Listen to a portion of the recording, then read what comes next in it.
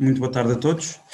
Eu gostaria, em primeiro lugar, de agradecer ao professor Luís Carlos pela introdução e ao CITSEM e à FLUP, bem como ao meu colega e amigo Daniel Marques, o meu parceiro destes inquéritos e de tantos mais, pela oportunidade de poder participar nestas oficinas de estudos medievais, concretamente neste painel subordinado a uma temática que tanto me diz, como é a das inquirições régias medievais portuguesas. De facto,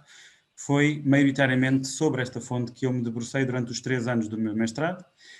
que culminaram numa dissertação intitulada As Inquirições Régias entre 1220 e 1307, o exemplo do julgado de Cabeceiras de Basto. Durante esse tempo, li, reli e tornei a ler com os olhos de dentro, como lhe chamou Saramago, secções específicas dos inquéritos gerais medievais, desde os primeiros, e que hoje comemoramos, os de 1220, até aos 1307, sendo que nas inquirições de 1258 estudei apenas a sua segunda alçada. Mas fui lendo também, com os olhos que tão só me servem de ornamento ao rosto, todo o conteúdo dos diferentes textos que compõem todas as vagas. Nessas leituras pude constatar a verdade que reside nas palavras de Luís Cruz e que o Daniel também e bem salientou na sua intervenção, quando se sentencia o leitor das inquirições como o último inquiridor, aquele que herda a missão dos homens nomeados pelos monarcas e prossegue o caminho e o questionamento começado em 1220 sem término que se adivinhe. Com efeito, uma vez finda a minha investigação, dela apenas resultou uma ideia inquestionável, a de que não tinha findado afinal. Mas tenciono abordar as questões que ficaram mais adiante nesta minha comunicação.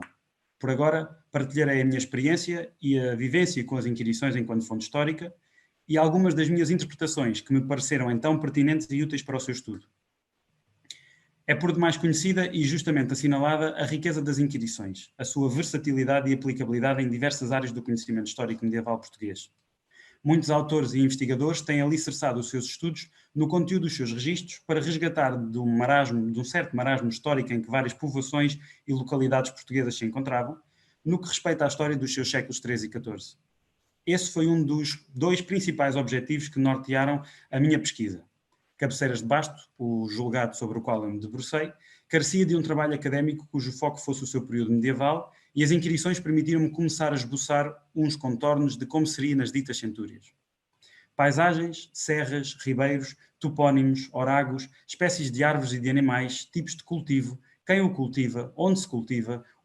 um e onde cultiva o outro, quem é o outro e quanto tem ele, como se sabe o que é dele e o que não é, de quem é o que sobra, os nomes de todos, de herdadores, de nobres, de clérigos, das testemunhas, o seu número e as suas palavras, como os inquiridores e tabeliães que os acompanhavam, as ouviram e quiseram deixar por escrito. Os textos das inquirições são pormenores de um retrato maior a que não temos acesso. Lembremos as palavras do linguista russo Roman Jakobson, de que todo o discurso direto é uma apropriação e uma remodelação por parte daquele que cita, quer se trate da citação de um alter ou de uma fase anterior do ego. As respostas dos inquiridos deixaram de lhes pertencer a partir do momento em que foram registadas pela mão dos indivíduos de um âmbito vivencial distinto, do inquiridor ou do tabelião e posteriormente mesmo pelo copista. Esta questão foi ainda mais evidente nas inquirições de 1220 e 1258, onde o testemunho era quase certamente prestado em vernáculo e assente em latim. Cabeceiras de Basto, que os inquéritos nos permitem assim desenhar e conceber, não deve por isso ser encarada como uma descrição fiel de cabeceiras dos séculos XIII e XIV, nem tampouco como uma cabeceiras vista e vivida pelos inquiridos, seus moradores. Mas pode, contudo, ser compreendida enquanto um conjunto de percepções e construções reféns da volatilidade e da falibilidade de quem prestava o testemunho e reféns de lógicas de questionamento, direcionadas para um objetivo concreto, o de saber a verdade sobre o status quo dos bens e direitos do reino nos diferentes lugares inquiridos. E ainda assim, são estes mesmos testemunhos registados por outrem, e não escritos pela mão de quem os proferiu, as semelhanças e as contradições existentes entre uns e outros, que nos vão então permitindo ir esboçando um retrato deste e de mais julgados medievais portugueses, sendo que uns são manifestamente mais pormenorizados do que outros. O outro grande objetivo que procurei concretizar com a investigação de mestrado passou por analisar todo o processo de inquérito nas suas várias fases e etapas e o modo como evoluiu vaga após vaga de inquirições durante a cronologia selecionada. Respeitando esta ordem primordial que nos leva a todos a começar algo pelo seu princípio, também eu optei por analisar em primeiro lugar a etapa inaugural de todos os inquéritos que nos é dada a conhecer pelas fontes sobreviventes, o seu lançamento e apresentação através de uma carta de mandato. 8 foram as cartas de mandato que analisei, apesar de serem apenas 6 as vagas que estudei e de não conhecermos um exemplar para o inquérito de 1220. Na gênese destes valores discordantes reside o facto de serem conhecidas 3 cartas só para a vaga de 1301, cada qual com o seu destinatário. Nestes documentos eram explanadas as razões que levaram os soberanos a convocar inquirições, bem como o objetivo que se esperava almejar com as mesmas, mas também eram estabelecidos os parâmetros pelos quais se orientariam a sua circunscrição geográfica, a comissão de inquérito ou o inquiridor a solo responsáveis pelo questionário e registro dos testemunhos, e o que era esperado dos moradores e dos oficiais régios dos julgados a serem inquiridos. Trata-se de um documento de fulcral importância para o investigador que se propõe a estudar qualquer inquirição. A planta, o desenho técnico de uma obra régia que se fazia questão de alicerçar, logo no lançar da sua pedra angular, nos pilares da escrita. Assim se perceberá porque levam consigo constantemente os inquiridores ao serviço do rei, dela se servindo para justificar a sua presença e principalmente a sua ação nas terras e propriedades alvos do seu interesse. O número de inquiridores e a sua proveniência foi variando conforme o objetivo da inquirição. 12 homens em 1220, 4 em 58 e 88 e apenas um nas vagas do século XIV. O escrutínio das comissões de inquiridores que protagonizaram os diferentes processos de inquirição não pode dissociar-se de uma análise ao contexto político em que cada inquérito foi lançado. Por conseguinte, procurei analisar as conjunturas dos respectivos reinados e o modo como a inquirição se enquadrou no quadro de políticas e medidas de cada soberano, desde o seu papel enquanto medida integrada num contínuo processo de produção de memória régia, à sua utilização enquanto suporte de práticas punitivas, como foram as sentenças que a partir de 1290 eram promulgadas no seguimento de cada episódio inquisitivo. Só então pude tentar compreender as razões para a escolha daqueles homens a quem a sua execução foi confiada, escolha que me parece claramente enquadrada no que Max Weber chamou de rotinar do carisma, dos soberanos dos séculos XI, XII e XIII. Servindo-se da ação dos seus oficiais em unidades administrativas distantes de uma corte que gradualmente deixava a itinerância, os reis medievais continuavam, ou assim o desejavam, a ver manifestada a sua vontade nas periferias dos seus reinos. As longas travessias dos inquiridores pelo território português e a sua ação rigorosa nas diferentes povoações mostravam ao homem que prestava o testemunho que um senhor, o senhor rei, como vem descrito nos registros, tencionava saber em que circunstâncias estavam as suas posses e direitos, mesmo estando ele bem longe dos mesmos. Digam mais. Outro tipo de oficial régio surge em destaque nas inquirições. Meirinhos, porteiros, juízes e tabeliães foram constantemente solicitados para auxiliar o trabalho dos inquiridores desde o momento em que estes chegavam a um julgado até ao momento em que dele partiam para chegar a outro. Deste grupo destacam-se os tabeliães que no século XIII integraram e integraram as diferentes comissões de inquérito e no XIV tinham a missão de acompanhar e redigir, por vezes na primeira pessoa, os textos das inquirições. A convivência com o método dos inquiridores destacados para a execução de inquéritos que se criam o mais rigorosos possíveis e o reforço da autoridade dos oficiais locais que a seu lado questionavam, punham em causa e após 1290 sentenciavam os bens dos nobres que tantas vezes tinham atentado contra a sua pessoa, parecem ter servido para consolidar a confiança dos oficiais na sua posição ao serviço de um rei que se apresentava justo e poderoso. Nos reinos vizinhos de Castelo e Leão, obras jurídicas como as 7 partidas do rei Afonso X, sobretudo na denominada Terceira, que Isabel Peseiro Pita considera como um texto de referência e com um papel de grande importância para o fortalecimento da administração do reino português, detalham que uma boa testemunha é um homem que vive direitamente conforme a lei e os bons costumes, não tendo em si nem mácula nem má condição. Mas seriam todos os homens de cada paróquia inquirida nas inquirições medievais portuguesas isentos de qualquer tipo de suspeição? Cabeceiras de Basto foi o julgado escolhido para ser analisado não só pelo que referi antes, mas também pela sua ininterrupta presença no rol de julgados inquiridos em cada uma das vagas de inquirição entre 1220 e 1307-11. O que facilitava a percepção da evolução do processo de inquérito ao longo destes 87 anos. Contudo, do ano de 1288 em diante, de cabeceiras não ficaram registados os nomes dos inquiridos. A análise de testemunhas e do seu critério para a sua seleção fez-se, portanto, com base no que se conhece para cabeceiras, sendo, contudo, maior a atenção dada também a outros julgados e a outras fontes coevas da mesma natureza. E parece, de facto, notar-se uma evolução no critério de escolhas de testemunhas. Em 1220, a predileção pelo pároco é notória, para nas vagas seguintes começar lentamente a preferir-se o depoimento do oficial local, muitas vezes vítimas diretas, como já disse, dos abusos praticados pelos senhores. Enquanto no século XIV parecem ser eles os únicos inquiridos. Mas a reputação e a aparente idoneidade dos inquiridos não bastava